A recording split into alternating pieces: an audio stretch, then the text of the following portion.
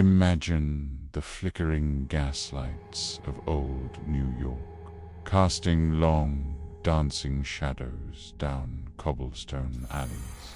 In those shadows, countless stories were hidden, stories of survival, desperation, and a fierce, often unseen, love. This isn't just about the figures you might picture on those dimly lit corners. It's about the families they fought to keep alive, the children they tucked into bed before slipping out into the cold, unforgiving night. How could a mother's love possibly survive in a world determined to crush it? That's the story we need to uncover. In the late 19th and early 20th centuries, New York City was a city of stark contrasts. For a few, it was a glittering jewel of opportunity. But for the vast majority, especially those crowded into the tenement districts of the Lower East Side, it was a brutal struggle for daily existence.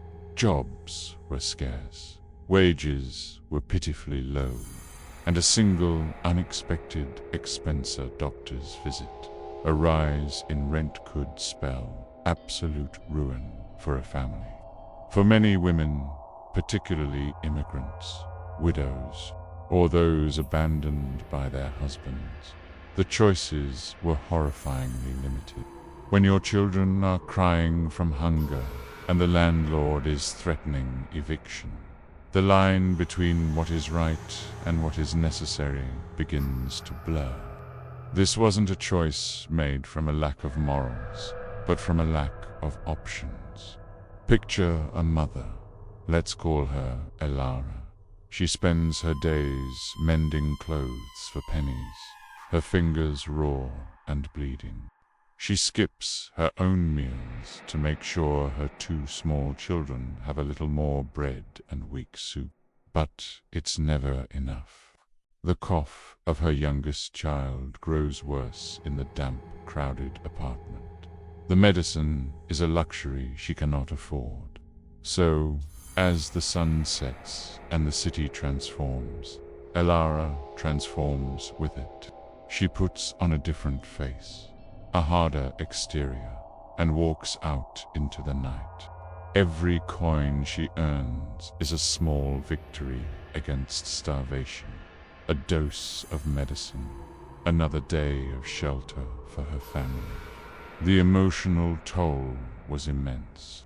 These women lived a double life, shrouded in secrecy and shame. During the day, they were mothers, sisters, and daughters, participating in the tight-knit community of the tenements. We shared gossip over clotheslines, watched each other's children, and offered what little they had to a neighbor in need. But at night they became invisible, erased from the respectable world. The constant fear of being discovered, of being ostracized by the very community that sustained them, was a heavy burden. They carried the weight of their secret alone, terrified that the world would judge them without understanding the impossible circumstances that led them there. And what about the families? For the children, life was often confusing. They might sense the tension, the quiet sadness in their mother's eyes. They might wonder why she was so tired, why she sometimes came home long after they were asleep, her face pale and drawn.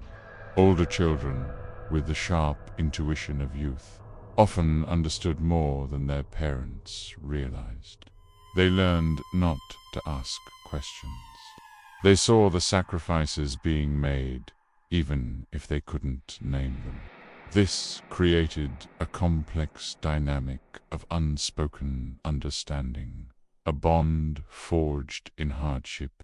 The family unit, far from being destroyed, often became fiercely protective, a small fortress against a hostile world.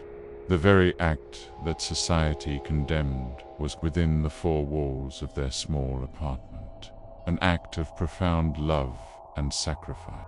The dangers of the street were constant and terrifying. These women faced the threat of violence, disease, and arrest every single night. The police, who were supposed to offer protection, were often just another source of exploitation and abuse. There was no safety net, no one to turn to if they were harmed. They relied on their wits and a network of other women in the same situation, sharing warnings about dangerous individuals or corrupt officers. This underground sisterhood was a lifeline, a source of solidarity in a world that offered none.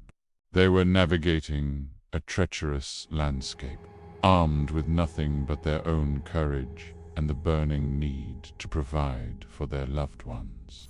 It's crucial to understand that these women were not passive victims. They were active agents in their own survival. They were entrepreneurs in the most desperate sense of the word, using the only resource they had themselves to carve out a living. They were resilient, resourceful, and incredibly brave.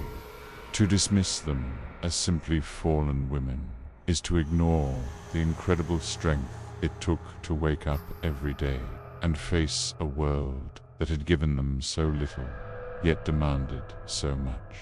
Their story is not a simple morality tale. It's a complex and deeply human story about the lengths a person will go to for the people they love.